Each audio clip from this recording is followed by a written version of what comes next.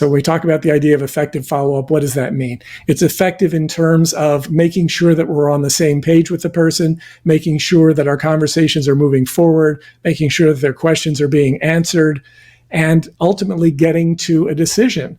Are we going forward with this? Are we not? And if so, when is that going to happen? Increase sales, improve margins, and grow your business. Guaranteed. Top secrets of marketing and sales.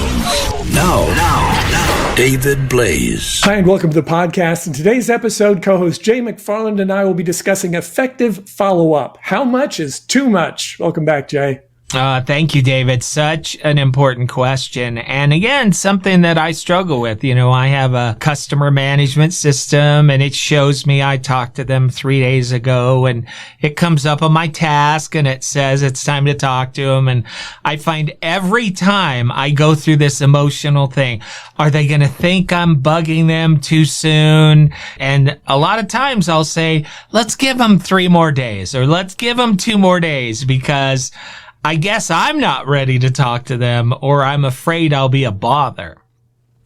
Yes, and you're not alone because it's pretty much impossible to know exactly how often to call any one given prospect, let alone all of them. It's not like there's one rule where you say you must call every other day or you must call every 3 days or every week or whatever your thing is. I mean, there are rules that have been put in place for salespeople to do that. And maybe it's not a terrible thing, but a system like that pretty much guarantees that you're going to be wrong as often as you're right. And so if you understand that going in, one of the things that I think it's important to recognize is that people are going to sort of telegraph how annoying you're being or how often they want to be in touch, want to have you in touch. And if you ask them more directly, they'll be a lot more inclined to give you an honest answer.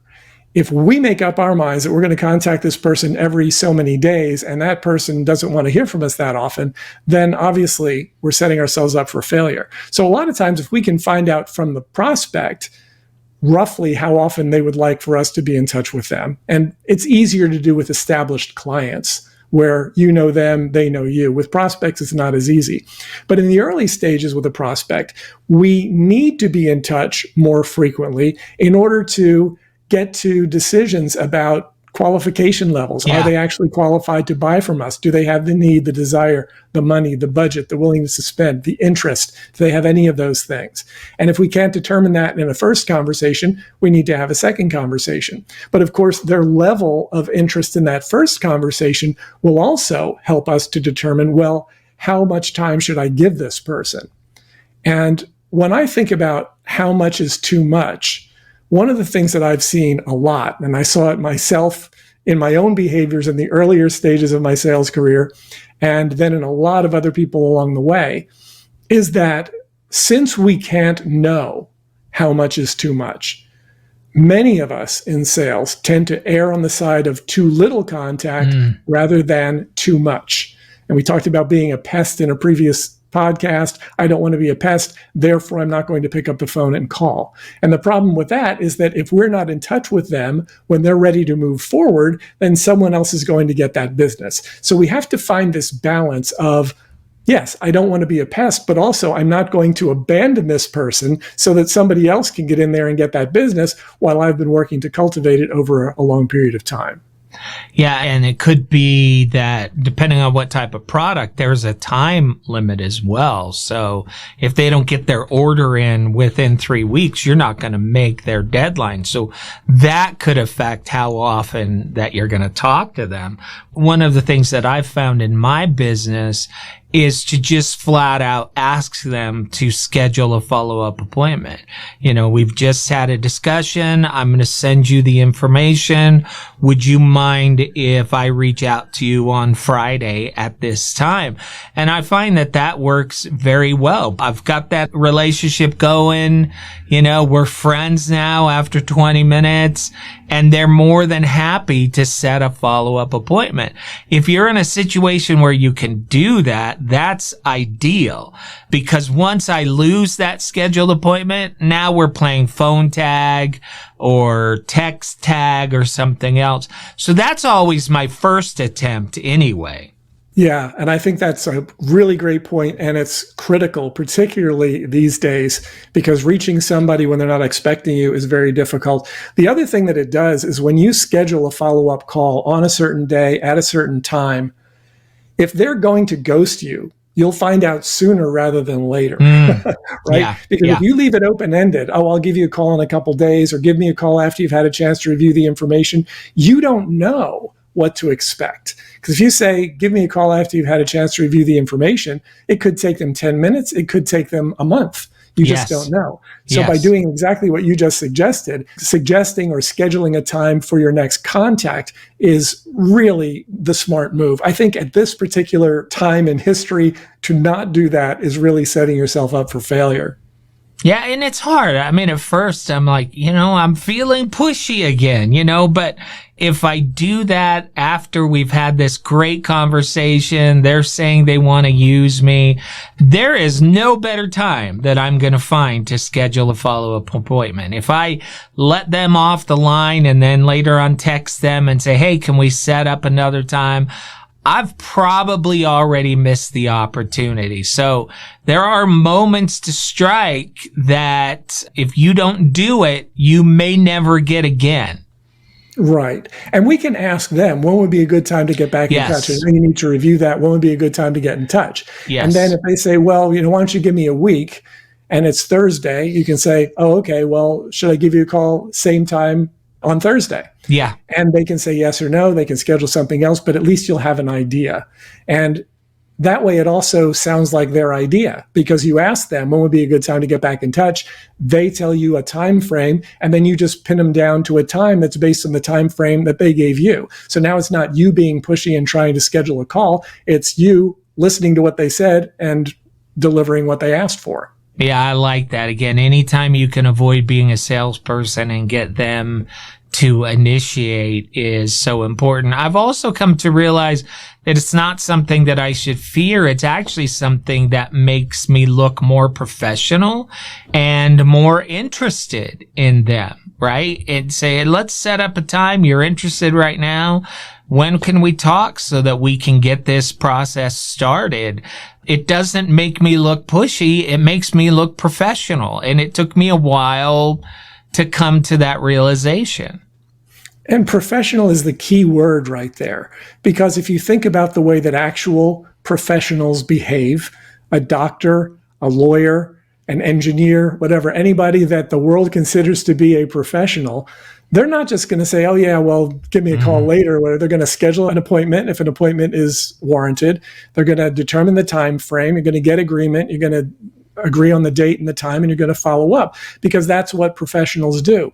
Leaving it open-ended is very often comfortable for salespeople who are afraid to ask for the commitment. But then for the little bit of anxiety that could be created by asking for a date and time to follow up, they're creating a world of anxiety because they have no idea what the next step is, when the next step is, or if that person is going to be available to take it with them.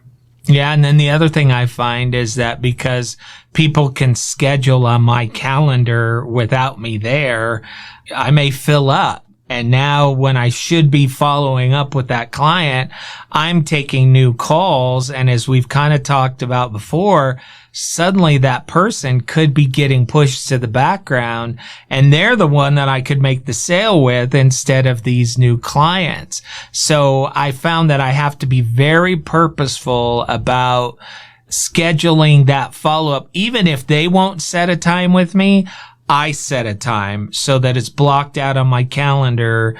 Otherwise, it'll disappear. Yeah. Something else I find in sales in particular is that the term follow-up, it's a term that we use freely. We speak of it very often, but it's not an ideal term to use with prospects and clients. Agreed. Because it is seen as such a salesy kind of term. And so even if that's what we're doing, if we know that we're calling to follow up with someone in a week and we schedule a time, when we get on the phone with them, it's probably best not to say, I'm calling to follow up. Yeah. It's okay. Hey, we scheduled the time. Looking forward to continuing the conversation. Something other than those words. And it's a small thing maybe, but I find that it's the small thing that really helps to set the stage for what the conversation is ultimately going to be. Yeah, we say something like looking forward to get started on your product so that you can start saving money as soon as possible. Because follow-up conveys no urgency, right? No urgency whatsoever. It's more like calling your friend and saying, hey, what's up? You know, Right. if you can build some urgency into that call, like, hey, I need to get you started in the next couple of weeks, or you're going to miss another month's worth of tax savings or whatever it is, then that urgency from the first call carries over to the second call. Right.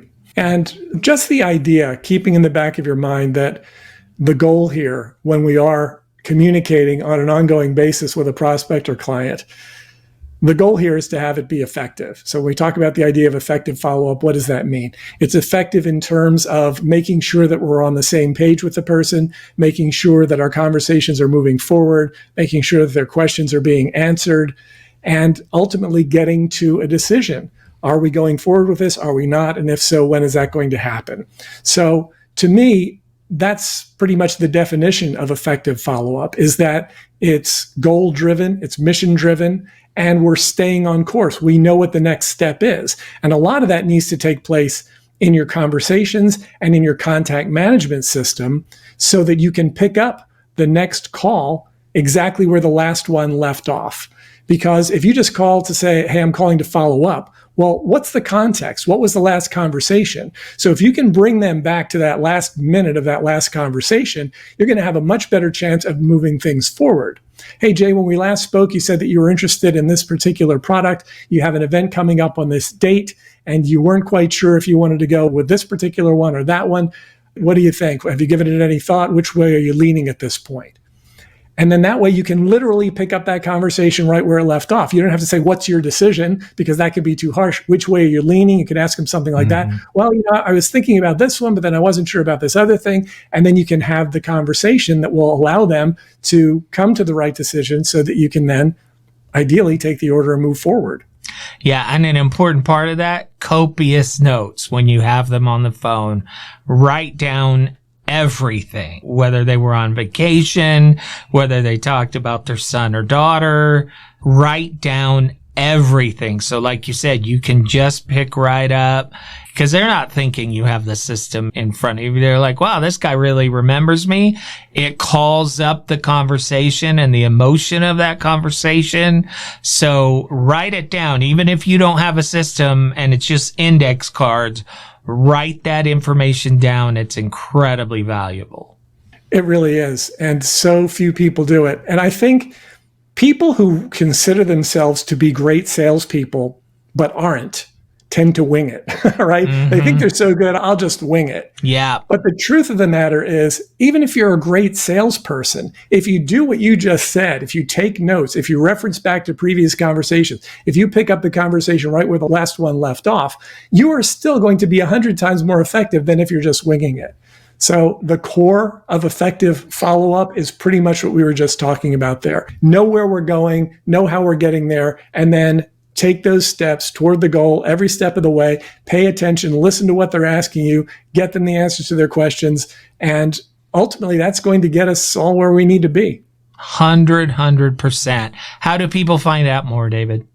Well, you can go to topsecrets.com/call, schedule a call with myself or my team. We'd love to have a conversation with you. If you're in a situation where you're looking to bring more clients through the door consistently, like clockwork, topsecrets.com/call. We'd love to have a conversation with you and help you to get to the point where the follow-up that you're having is going to result in more sales. Well, as always, I love our conversations. Have a wonderful day. Thanks, you too, Jay. Increase sales, improve margins, and grow your business. Guaranteed. Top Secrets. TopSecrets.com.